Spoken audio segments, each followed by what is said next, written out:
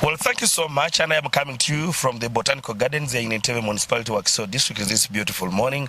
And of course, we will be speaking matters aviation academy, for we know for the fact that the aviation industry is expanding each and every day, given the fact that the national carrier is also expanding its territorial routes. And what comes with that is, of course, there is a lot that demands, especially for a country to support, give manpower to such a growing industry. As we speak now, over 30 scheduled flights come to Uganda. But the information behind is that among these scheduled flights that come to Uganda or airlines, the manpower capacity for human resource, Uganda has not had a very good and better input. Over 60% of the people that maintain and operate in these aircrafts, airlines, are not Ugandans. What questions and signals do we have to discuss in this matter is that, is Uganda also making any plans to see that they expand, they improve, and of course shape the industry more better, with Ugandans taking advantage in the aviation industry. More opportunities I know come with this, and we know local flights are also taking center stage to see that they reach up to far destinations of the country. I just inquire from some of the engineers. Aviation engineering is one of the raw and virgin industries that many Ugandans have not taken part, and I am told from the preamble I have just had with a few of my guests here that it's only Soroti Flying School that is offering aircraft maintenance and engineering. If you miss a chance to go there, you'll have to fly out of the country. What does it mean to Ugandans? I am joined this beautiful morning by John Baptist Edith, who is a lead trainer and instructor at Uganda Aviation Academy. And JB, thank you so much for making time to join me on Morning at NTV. Thank you very much, Ivan. Yes. I have Musa Pedor, who is also an instructor at Uganda Aviation Academy. And thank you so much also for making time to speak to us this beautiful morning. You're welcome. Let me start with you, JB. Why do you think engineering in aviation is a raw and a virgin industry that Ugandans have not realized to take advantage in as far as how we are growing the industry? Okay, Ivan, engineering is raw because for starters, like you mentioned earlier, the schools have not been there. Soroti, as a government school, has its own policies, and they take few students every year. And actually, I've been informed that even last year, I think there was no intake. I don't know how true that is. So, however, given the fact that it's the only school, there is also a challenge in the number of people it takes on. So that is the reason why the engineering has been lacking. Like, it passes out very few engineers. So you find that out of the few who are passed out, they all get taken up, and the industry stays when it's still demanding. So that is why most times foreigners are brought in. A lot of Kenyans are in Uganda, a lot of South Africans, and other foreigners, like people come as far as the US with the FAA licenses and all that. So that has been the challenge, really. Okay, let me just come. You are an instructor at Uganda Aviation Academy, but now we've seen many schools, institutions, I can say, that are taking up some of these aviation courses here, flight operations, attendance, and the rest. Why does this sound to be an undercutting course for Ugandans? Engineering is not mostly known out there. Everyone, when you tell them about a plane, about aviation, all they think about is the pilot, the air hostess, and that's all they see. They do not understand that there is someone who makes sure the aircraft is airworthy to fly. Because there are many instances whereby flights are cancelled and here and there. And why? Because the engineer has said that plane cannot fly. There are people who say it cannot fly. Yes, yes. When the no plane is allowed to fly without an engineer signing it out to fly. Okay? So we have a very, very important profession called aircraft maintenance engineering. They are the shadow heroes. They are more or less behind the curtain, but very, very important. And aviation in Uganda is evolving. Recently, the Ginger was approved to be upgraded. And we also know in Western Uganda we are having an international airport there, and even in Northeast Uganda. And you realize that aviation in Uganda is growing, so there is going to be so much demand, yeah, because planes are going to be coming in, flying in and out, mostly in Western Uganda, where we have raw materials being mined there.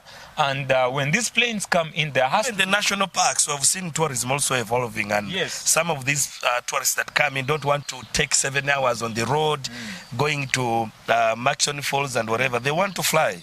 Sure. Aviation is one of the industries that drives the economy and connects so many people and creates opportunities. So you find that someone comes into the Uganda and wants to fly maybe to Moroto, but they don't want to use road transport. It takes long. They don't have time, so they need to fly there. To make a joke, is I think the reason we have a lot of siren cars on the road and what is because the local flights have not been considered and manpower needed. Sure, something like that. But we are seeing a time whereby aviation has really come up. There are many airlines growing every day, and there are new ones every day. CAA is approving. So this is an industry that is in demand for engineers.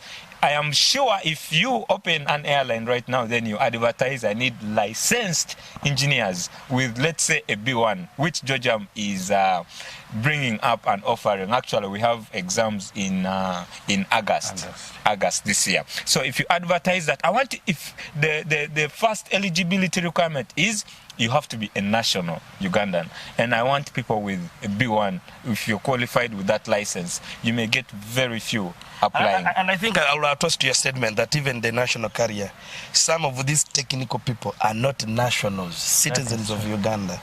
But I will come back to you, JB. Do you think as a country we are strategically positioned to see that in as far as how we're talking about Uganda Airlines expanding routes, opening up airports, that we're doing or creating or focusing on a specific target that we need to have these people by the time we open this airport and this, so that nationals take advantage? We're talking about unemployment. Yes. So, Ivan, that is why we are here, Georgia.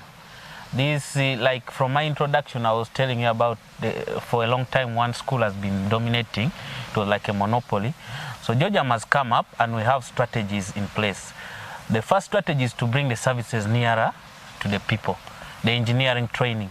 We want to pass out as many engineers as possible to fill these gaps so that Ugandans can be represented in both in the national airlines. There are these small operators. There are these AMOs are maintenance organizations. All these have gaps. You find South Africans, very many Kenyans, and very many others. So Georgia has a strategy to pass out well-qualified engineers who will also have the B1, B2 license. That is the European license. But also one thing to say is that not even students who are in secondary school, those who have finished, have information about aircraft maintenance and engineering. They don't know that profession exists because they think when you're going to aviation, you have to be a pilot, you have to be a flight attendant and the rest. How are you making sure that this information is visible? Oh, yeah. Now that has been a gap for sure. The information has not been out there. But the way the profession is designed, it's kind of tricky because the people who are in the limelight, who are seen, are the crew. These are the pilots and the cabin crew and all that. However, engineers are there, but somehow that's how the profession is designed. Now, what Georgiam is doing is we want to sensitize the public through media like NTV now, and through our adverts. We intend to go to schools, which we have already done some schools. We intend to go to all regions within the country and try to advertise the need for engineers in Uganda, the opportunities, and all that. So that is one of our strategies. Now, there's a common question that I'm always asked about the opportunities in engineering. Now, engineering has very many opportunities. We talked about the B1, B2 license, that is the Part 66 license. It's a European license. That license is very heavy and very important. In that right now, if you see there's an influx in the Middle East.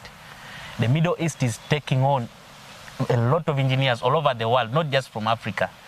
A lot of engineers. So there's a shortage all over the world, not just in Africa, of engineers, because a lot of them are going to the Middle East. These Emirates, you know those giants, they call it the Arab money.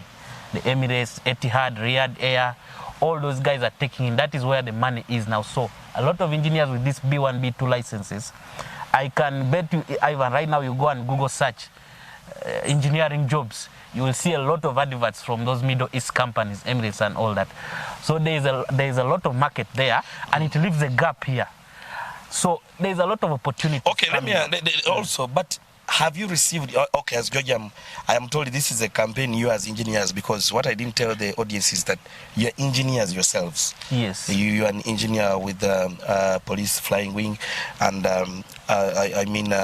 Musa also. But what I want people to know is that, have you received any ground support? For example, one of the support institutions for this is the Civil Aviation Authority. Have you received any support to see that this cause comes to pass, and as far as how you are encouraging Ugandans to take on this profession? Yes, CA has been supportive. Of course, they are the ones who certify us. So by default, they have to support us. Unless if they don't want to certify us, they are the authority. They are the ones who give us the approval to operate.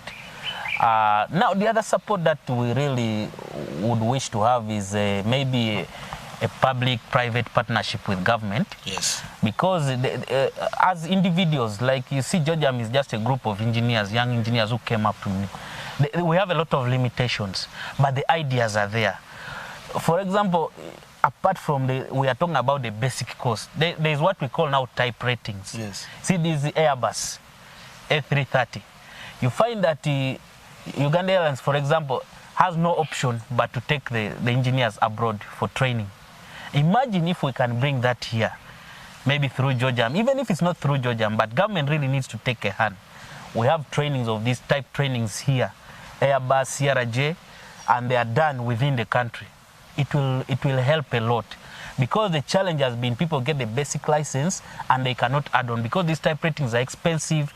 The ticket for going out, the accommodation there, let's say for 2 months, a lot of resources are needed.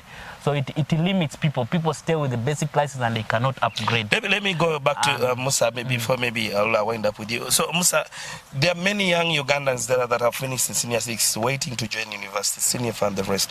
Let me just give you this as Georgiam. What do you think they need to do in as far as how you talk about tapping into these opportunities? Well, that's a very nice question. And Georgiam, we have a website. And if you Google georgiamaviationacademy.org, you will find our website. In the website, you will find the different courses that are issued. Are you only offering engineering?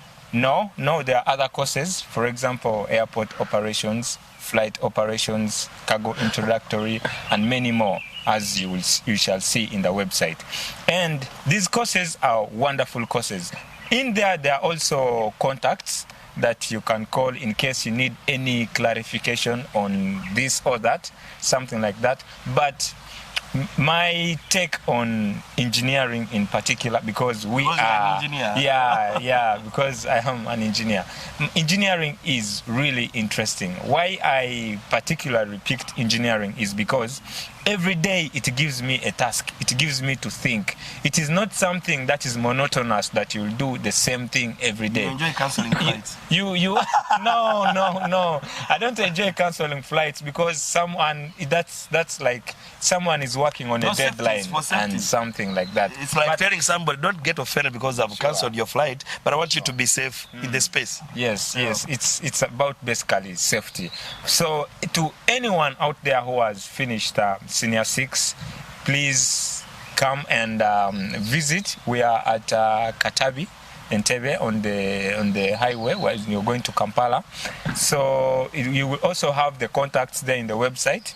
Even Facebook and Twitter. Yeah, we have social media accounts. You can just search and you will find. And then also when there are those that finished senior 4 that may not directly qualify to join the academy, we have a bridging course that we take those ones through. As long as you passed, we have a bridging course for about 6 months. So from after the bridging course, when you excel